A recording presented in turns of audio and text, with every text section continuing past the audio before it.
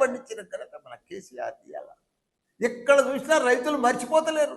రైతుల గుండెలల్లా కేసీఆర్ కేసీఆర్ కేసీఆర్, యువకుల గుండెలల్లా కేటీఆర్ కేటీఆర్ కేటీఆర్. అంత పని చేసిండ్రు, అంత అభివృద్ధి చేసిండ్రు, అంత డెవలప్ చేసిండ్రు. ఇప్పుడు చూస్తే 22 నెలలు అయ్యింది, ఎక్కడ చూసినా ఘోరమే. యాడేసిన గొంగడి ఆడనే. ఎక్కడ ఒక రియల్ ఎస్టేట్ దానికి పోతే అయితే ఒక ప్లాట్ అమ్మతలేదు, ఒక అపార్ట్మెంట్ అమ్మతలేదు, ఒక గజం అమ్మతలేదు. రైతులైతే బిడ్డ పెళ్లి చేస్తే కూడా అప్పుడు పోతలేదు. అంత ఘోరం అయిపోయింది. అసలు కరోనా కంటే కూడా అధ్వానమై. కరోనా మంచిగుండే.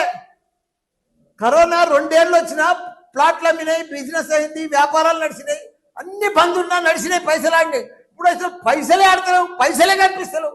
ఓ మాయమైనట్టేనా, ఓ మంత్రం చేసినట్టేనా, ఇదంతా ఎందుకైంది వచ్చిందంతా అని అందరు ప్రజలందరూ కూడా డిస్కషన్ వచ్చారు.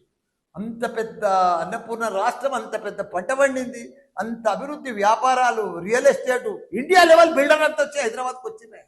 ఎత్తైన 58 అంతరాల బిల్డింగ్లు కట్టింది. అమ్ముడు పోయినాయి. ప్రపంచమంతా హైదరాబాద్ అంటే ఒక సింగపూర్, న్యూయార్క్ లెక్క చూసింది దాన్ని.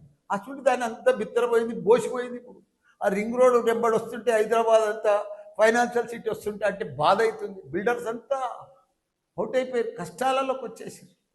ఇవన్నీ కూడా కాబట్టి మనం అంత ప్రజలు కూడా అందరూ గమనించాలి.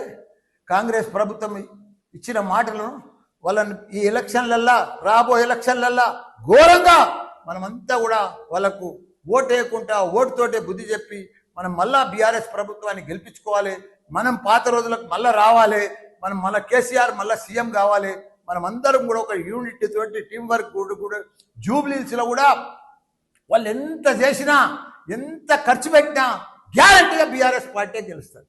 తప్పకుండా మేమంతా కూడా ప్రతి వాళ్ళ తిరిగి ప్రతి ఒక్కరికి కూడా ప్రజలకు అర్థమైపోయింది. వీళ్ళ మోసపూరిత పదార్థం, వీళ్ళ బాకీలని మొదలు ప్రజలకు గట్టి ఓటు అడగాలని చెప్పి ప్రజలు ఇంటింటికి పోతే వాళ్ళు ఇదే నిలదీయాలని కూడా చెప్తున్నా.